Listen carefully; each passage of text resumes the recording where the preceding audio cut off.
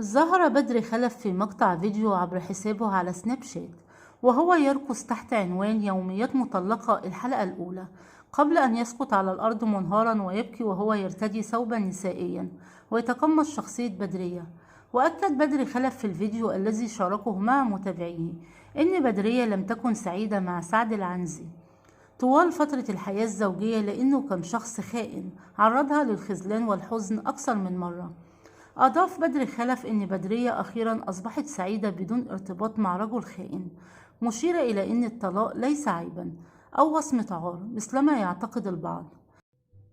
بدر خلف وجه رسالة إلى النساء الخائفات من قرار الانفصال، لافتا أنه قرار صعب جدا ولكنه أفضل كثير من البقاء في حياة زوجية تعيسة فقط من أجل إرضاء الناس. وكشف بدر خلف مصير أبنائه حين سألته إحدى المتابعات عن ابنه رشراش، ليؤكد أنه تركه هو وإخوته لوالدهم، وعقب قائلا: عطتهم كلهم حج أبوهم، مو هو جايبهم خليه يتصرف فيهم.